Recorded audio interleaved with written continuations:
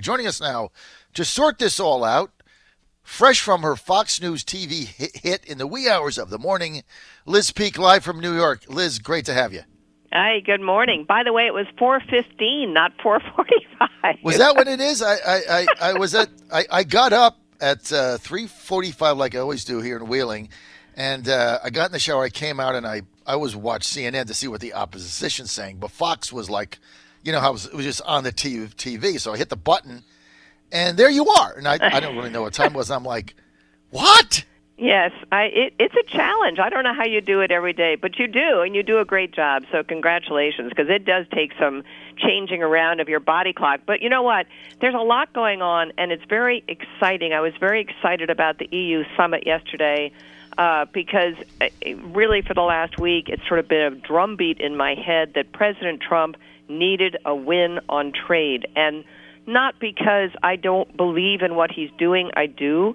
But the truth is, there are beginning to be just the slightest signals that businesses are beginning to put expansion plans on hold, that they're a little concerned about not knowing what prices and tariffs are going to look like.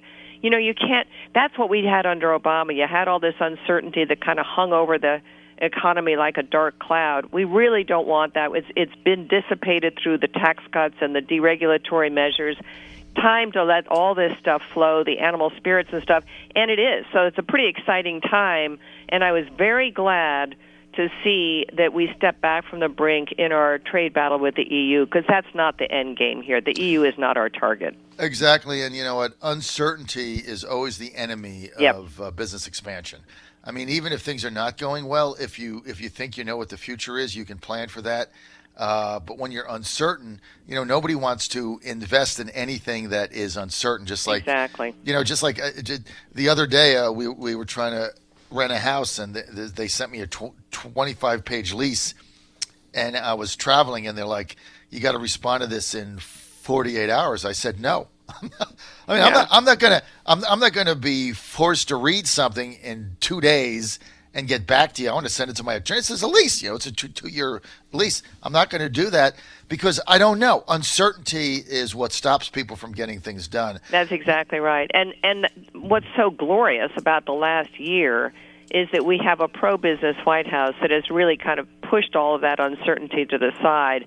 And, you know, we're all getting kind of blasé about this, but these surveys of business managers, purchasing managers and stuff that are hitting 12-year highs, 15-year highs, sometimes record highs in confidence and expectations about the future and stuff, that's not nothing. I mean, these are important indications of how good people feel about what's going on out there.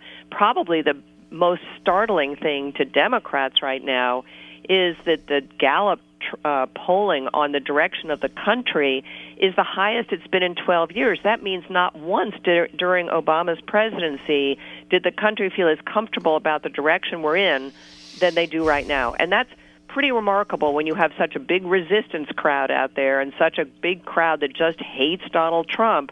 You know what? The rest of the country is feeling okay. No question about it. And Liz, if you look at what the president did yesterday with President Claude Juncker in there, is here's what he said. If you're serious about not getting involved with us in a trade retaliative tariff, then just take your tariffs down. I don't think there's a simpler answer to that. Now, I'm personally still in favor of tariffs, even if they didn't have any, but that's just me. But here's what the president said. I mean, if you want to go out there and run around as a free trader and go to Goldman Sachs and all that nonsense you all do that I hate, personally, this is just John, just look, we can eliminate the whole thing. Just get rid of all your tariffs. I'll get rid of mine. And then we'll have free and fair trade and we'll let the chips fall where they may. I don't know how you argue with that. Well, they will argue with it. There will be, I am sure, carve-outs and other changes that come about. But again, I think, you know, I said this morning on Fox, I think the most important thing they talked about was reforming the WTO, and this is one of these issues that really is of critical importance, and people's eyes glaze over immediately because it's kind of bureaucratic and it's not terribly sexy, but the WTO is how we basically rein in China, and that is the end game. The end game here is to slow the ascent of China, which has moved up the value chain in terms of the kinds of products they're targeting and now manufacturing by dint of stealing our intellectual capital. There is no question about it. And the EU is somewhat interested in partnering with us on this because they know that China's dumping of steel has hurt them as well. They're not so fixated on intellectual capital because guess what? They don't have as much as the United States. But I think what people have not understood is all of these tariffs on the EU and even NAFTA countries was really trying to get them involved with this anti-China measure. And the best way to do that, Robert Lighthizer, who is the special representative on trade, is working day and night on the WTO stuff. And it's never talked about. It's not been covered. That's what's going on. They know that only through that international mechanism are we really going to begin to see a change in Chinese behavior. When they entered the WTO in 2001, there were many kind of loosey-goosey rules that really didn't address, for example, their state-owned enterprises being subsidized by the state, et cetera. Those things just were not taken care of. So now, 20 years too late, arguably, we're going to take care of them, which I think is very good. Well, not a moment too soon. The WTO, You're right. I mean, and remember when all of the, and I know you're kind of part of this group, Liz, so just you got to bear with me here, but I hate the WTO, as you know. And I remember when, everybody was clamoring for China to get in it. And I remember the, Heritage Foundation putting out their white papers funded by the bigwigs on Lower Manhattan. Don't take offense to that, please. And D.C. Just no, because I know you're part of that. You're an big banker and all that. But look, Goldman Sachs all excited. Bring China into the WTO, and as soon as they do trade, and then there's going to be peace and prosperity for all. It's nonsense. Yeah. I mean, the Chinese have exploited this thing. The communists in China have exploited this thing to our disadvantage. I mean, they got to be just laughing their tail off at us. Without a doubt. And by the way, I don't disagree with you at all. My perception's a little different. Certainly the Goldman Sachs, the banks wanted into China. The group that really should be kind of held to the fire here is the Chamber of Commerce crowd. The whole big businesses, and look, I understand they want access to a big, growing Chinese market, but the truth is they have turned a blind eye for 2 decades to serial misbehavior in China. And I could tell you personal observations of those kinds of activities, like duplicating plants and all the rest of the stuff. But all those big companies felt that in the end it was worth it. Well, you know what? It wasn't. No one has made the kind of money in China that they expected to. Now the end goal is to reverse those things and to make sure that our companies dealing in America, producing in America, have a fair shot. I think, honestly, John, one of the great things that's happened in the last 6 months to a year since President Trump was elected is that we are beginning to recognize that America, the United States, is a great place to make things. You remember how, there was this whole narrative about how we were no longer a manufacturing hub, it was too expensive, blah, blah, blah. The truth is we're a great place to manufacture things. And in the last year, I think we've created 344,000 manufacturing jobs. That will continue. That's what Trump wants to see. It's a huge gift to all those blue-collar workers that voted for him. And I think American companies need to take stock and realize that this is a great opportunity. Well, we're not all going to be greeters at Walmart after all. That's I think exactly that's the message. Right. And we're with Liz Peek. You can read Liz Peek on The Hill. She was on Fox this News morning. Today at 4:15 a.m. Was that live? Was that live? I didn't. You know what? I saw her, and I'm thinking, well, this must be taped. Yeah, but then I'm like, it looks live, and I was at 4:15. I was just getting out of the shower, and I'm like, well, this is interesting. Right, somebody else I know is like involved in my world. It was a one-on-one. Liz, good morning. This is Colonel Mike. How are you, dear? Hey, Colonel Mike. How are you? Great. I just wanted to talk a little bit, just 1 second, on that steel. I'm going to get a guest on for John one day. He's a good friend of mine. He's an engineer. You have a friend? lots of friends, not FOJs. But anyway, I'm going to get a guy on that's very intelligible about this steel. And the reason he's even gotten calls from Canadians that are happy about what Trump did, because a lot of this steel that's brought in through Turkey and China, Liz, may not be the quality of steel we want in America. It's not up to par. It's not up to spec and code. And that's another discussion for another day. But I just wanted to say good morning. And I saw you on Fox this morning, too. Oh, thank you. You're absolutely right.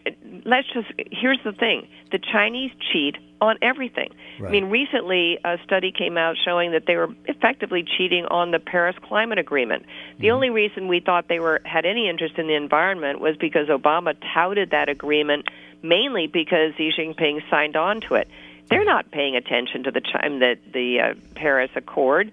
Their emissions have started to grow again. Because they're using more coal. But here's the thing. The estimate, which I think is pretty funny, actually, the estimate of emissions gain last year in China was 1.4 to over 4%. That's a pretty big gap. And the reason is they cheat on the statistics. So, really, I don't have much confidence in China's, kind of wanting to be a credible member of the international community. They are not. They have not been. And I think you are completely right. It is manifest in many ways. We're going to get him on. Good. 25 minutes past the hour. We're with Liz Peek. You can read Liz Peek in The Hill. She's also a Fox News contributor. She was on at 4:15 a.m. today. She's on often there. You can follow her on Twitter at Liz Peek. Liz, because you're up early, we know you're really sharp right now, so we're going to go rapid fire. I've never done this with you before, but I can feel it. So I'm just going to give you the topic, and you give me like 20, 30 seconds on it, all right? Yeah. Michael Cohen tapes. I don't care. Thank you. Excellent. Vladimir Putin. Actions speak louder than words. I thought Pompeo did a great job of pushing back on that. I think it's ridiculous. And the White House saying no meeting with Putin at the White House until after the Mueller investigation is gone, sometime 2019. That's fine. I think that's probably the smart move. The Democratic Party and Tom Perez saying that their new star that got elected and beat Crowley in Raul Castro, the Bronx. What's her name? Raul Castro. I just had her Cortez. name. Yeah. Casio. Alexandra Cortez. Casio is the future of the Democratic Party. What do you think? I think her stardom has been way overblown because Democrats are desperate. She won with very few votes cast in a now pretty Hispanic district against a guy who was too smug to debate her, too arrogant to pay any attention to her, and who deserved to lose. The state of Israel passing a Israel nationalist policy, basically relegating 2 million Palestinian citizens and Christians in Israel to second-class status. Yeah, I'm not an expert on Israeli politics. That seemed to me to be a bit over the top, aggressive, I guess you'd say. I think Israel has a lot of problems with the growth of the Palestinian population. I didn't really understand the durability, I'd say, of that and the actual impact of it, having read about it mainly in the New York Times, which I sort of found, of course, biased. We have translators at DMV with 14 languages, so it shouldn't be a problem, Hebrew and Arabic. Yeah, I just really don't know that. I don't have an opinion on that. Okay. Deputy Communications Chief of Staff Bill Shine throwing Caitlin Collins out of the Rose Garden yesterday. White House correspondent like I am saying they didn't like the tone or demeanor of her question shouted out to the president in the pool spray. Yeah, I don't like doing that. I think it just elevates the status, frankly, of CNN as a resistance mouthpiece. I think there are better ways to deal with discourteous people, and I think Sanders, Sarah Huckabee Sanders, has been brilliant at basically doing that over time. I don't think that was a good move. Agreed. Okay, control of the House of Representatives come January 2019? Republican. Certainly history says it'll be the Democrats. I think they have their work cut out for them. I've seen recent numbers saying that they really need to win by more than 7-8% in order to have that chance. Larry Sabato's come out and said there's a better chance they will. I think it's a toss-up. I agree. How many seats in the U.S. Senate do Republicans gain? Well, I think there's a good chance they gain 2 or 3. What I do think, between now and November, there will be entirely different topics. I don't think we're going to be talking about families at the border. My guess is we won't be talking about Putin's summit. It'll be interesting to see what comes up between now and then, but I don't even think we know yet what the issue of the day is going to be. Liz Peek, we're out of time. Great job, by the way. Thanks for joining us, Liz Peek, up since I think Thank you, midnight Liz or Peek. something. Colonel Mike. My pleasure. Nice to talk to both of you. Have a great day. Right At Liz Peek. Follow her on Twitter. Thanks, Liz. Fiscal John Frederick Radio Times. Network.